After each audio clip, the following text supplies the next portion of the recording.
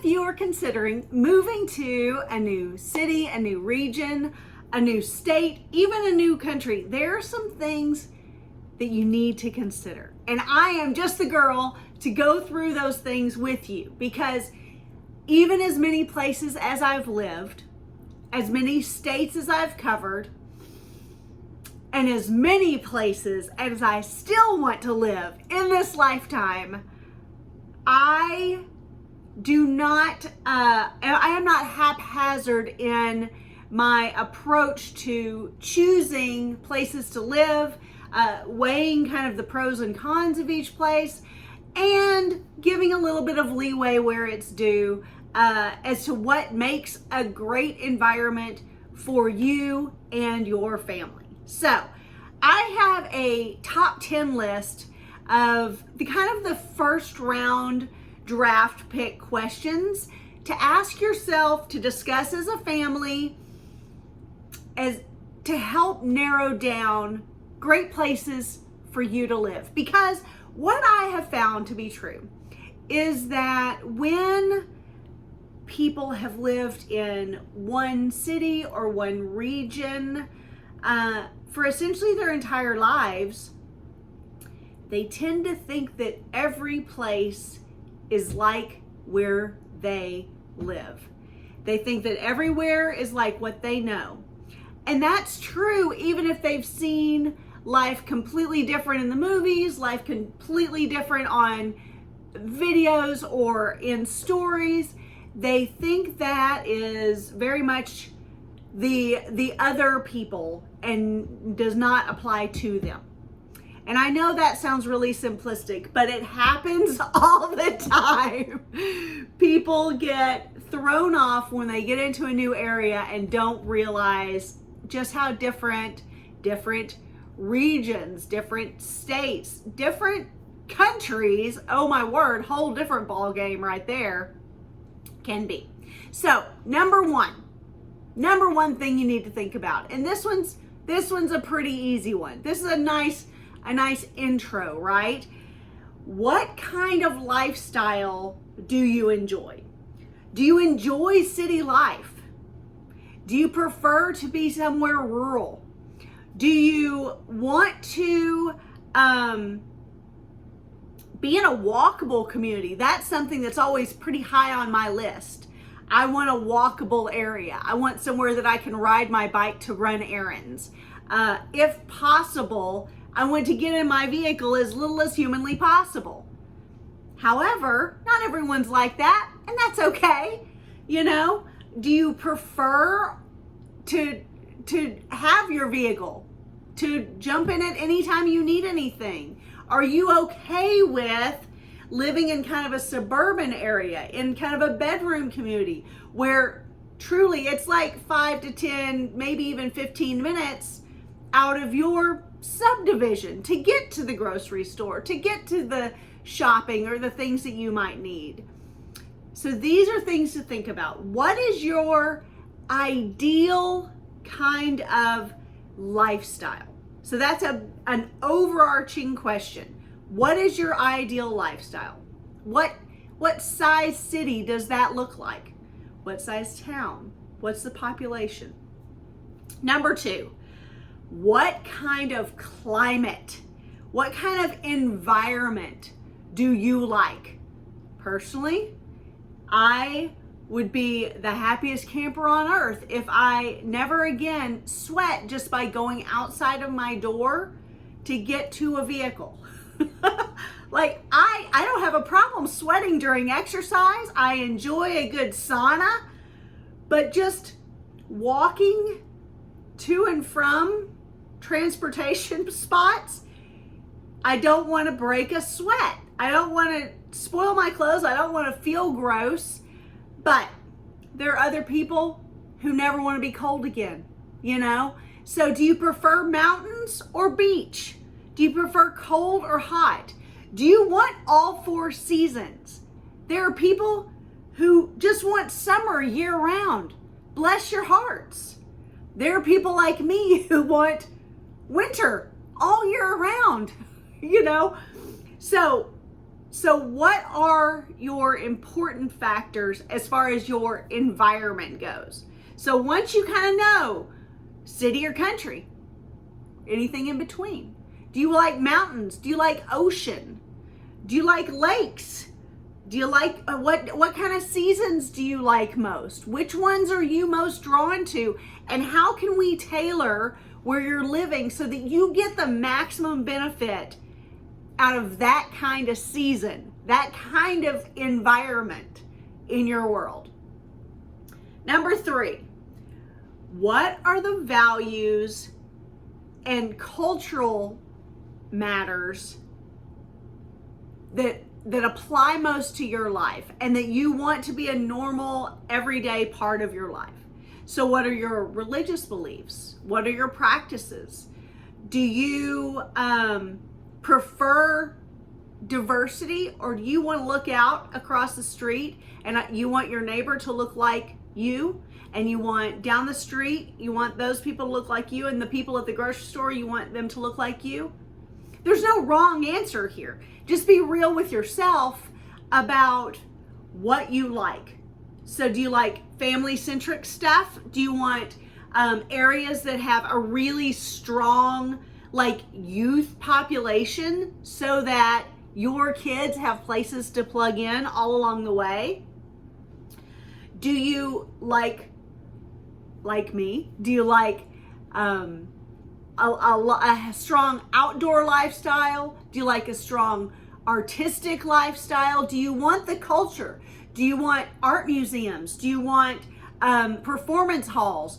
Do you want lots of opportunities to kind of flex those artistic, creative muscles, or expose your family and your children to more art and culture than maybe they've had before, or that you're already used to and you want to step into another area of that same thing? So what are your values and your cultural preferences for where you want to live? Number 4, this one gets a little iffy. What is the real story of the cost of living that you're comfortable with? And this is more than just what can I afford to pay for housing, what can I afford to pay for taxes or for travel or whatnot. This goes into, do eggs cost the same thing there as they do here, or are they 3 times as much? Is gas for that SUV that I've got parked outside, is it $3 a gallon, or is it $6 a gallon? These are the real questions that seriously add up. And you have to look at your lifestyle. Are you a car-centric person or family? Then you need to actually know kind of how gas prices, how registration, how ownership taxes run in the areas that you're looking at, right? If you don't care about owning a vehicle when you live there, then that's a moot point. We can make that a wash. But these are the conversations to have. Cost of living scores are an interesting measure, but you have to start there and then kind of work your way through. So start with what the cost of living is in the different areas that you're looking at. And then drill down. What does this amount of money for a house, whether you're planning on renting or buying, what does that get me there? That is a really good way to compare the way you're living right now and how that translates into the next chapter of your life in this new area. So think about cost of living, housing affordability, things like healthcare. How available is it? For some families, that's even more of an important factor than others. Are there progressive medical facilities in that area? You may need that. Is there healthy coverage in case you need it? If you get injured out on your property, does that mean you're 45 minutes from the nearest hospital? Or does that mean you're 5 minutes from the nearest hospital? Can emergency workers get to you within the hour, or is it within 2 minutes? These things matter, and they really do kind of play into your choices and where you are in your life at the time. Okay, number 5, opportunities for work, for business pursuits, and just for creative outlets. So depending on what your work situation is, I feel like when I was young, when I was a kid, I feel like we were moving because we were moving to a certain job. So my father was an executive in the jewelry industry, and so we moved to where he was called next, essentially, where he was moving up that, executive ladder. Now, I feel like things are much different. Now, I feel like we can move where it most appeals to us, and then we can kind of tailor the job we get, the business we create, or the hobbies that we monetize or don't, but our creative outlets to what we enjoy. So I know that that's not exclusively true. I know that there are exceptions to every rule here, and I know that you can't be an offshore oil rig person if you live in the middle of Kansas. Like, that doesn't make sense, right? But go with me here. I'm talking to the general population here of people who can be a little bit more generalized, and we're at a place in time where we are used to working remotely, or where we have more of a work in and out of the office kind of vibe. It's much more flexible than it once was, for better or worse. More people, I believe, are working for themselves, earning their own money, not necessarily working somewhere for 25 years in a gold watch. So all of these things come into play. Do you need to work for someone else? Do you work for the railroad? Then you should probably be close. That will come into the equation, right? If you are a barista by trade, good for you. There are coffee shops everywhere, and they need you there. They need you there. So these are the things that you need to keep in mind when it comes to opportunities for work, business, and even creative outlets. Okay, number 6, what support systems and connections do you want already established nearby? Now, are you like me and it's exciting to go off into the wild blue yonder and kind of jump feet first and not necessarily know anyone when you get there? Great. More power to you, right? If you are someone who wants to make sure that you have family close by, that you have friends close by, someone where you already have a network. If you need to go somewhere that you already have a network, that is going to really play into this. If anything, if you're one of those people, this doesn't need to be a number 6 question. It needs to be like a number, 1 or 2 question, right? This needs to be one of the first things you talk about if you really, really, really need an established network before you get a place. So let's talk about that. There are people who live in the same city, who mean the world to one another and don't ever see each other. And they may only live 20 minutes away. So unless you're going to live across the street, a block away, 90 seconds drive time, the likelihood is that you are not really going to see that network of people that you're talking about as frequently as you think you are. This is just real talk. This is just the real story behind how this kind of stuff plays out in the real world. People are busy. Unless your in-laws are across the street, you might not see them. Unless your best friend lives next door, you may not actually get to see him or her as often as you think you will. It takes a concerted effort as we get older and older and older, and as our families get busier and busier and busier, and our schedules get more and more full. It takes a concerted effort to see the people who matter most in our lives, whether they live in the same city or across the country or around the globe. So just keep that in mind. What is important to you? And if a network is important to you, how can you get as close as possible to them? Can you afford the same neighborhood that they're already living in? If you're going to where they're already established, how close can you get? How close can you get?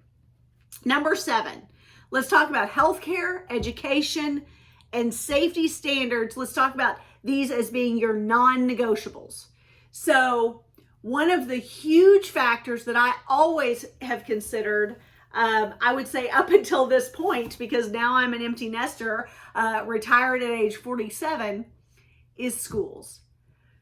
If you have kids, you have to know what the school system is, and you have to know those boundary lines. If there are district boundaries, if there are specifications that you need to live within in order to get the best education that you can for your children in an environment that's healthiest and safest for them. So that's number 1. Number 2, healthcare. We go back to the healthcare thing. So how available is your healthcare? Is your existing insurance, does it cover the areas that you're looking at? Or are you going to have to get a different plan? You will probably have to get a different plan because you'll still be out of network. There's those kinds of factors. But under the same umbrella, there can sometimes be some wiggle room, right? And safety. I always like to really dig into the crime stats. For me personally, I'll dig into, let's say, for example, a lot of kind of mid-level college towns will have maybe a lot of little theft kind of stuff, little burglary stuff, the occasional rape. And I'm not trying to minimize any of these. I'm just saying the types of crime that happen in the areas that you're looking at matter. Are you in danger of your life for walking down the street? Or are you in danger of probably at some point getting a package stolen off your porch? These are different levels of crime. So really dig into the crime statistics of the areas that you're looking at. Number 8, mobility and access. So these factors come into play. I always like to be near, within pretty easy drive to a major airport. Not like a regional thing, because then it gets real expensive to get out or to get in. Nobody comes to visit whenever it's 5 times the price just to get to you, unfortunately.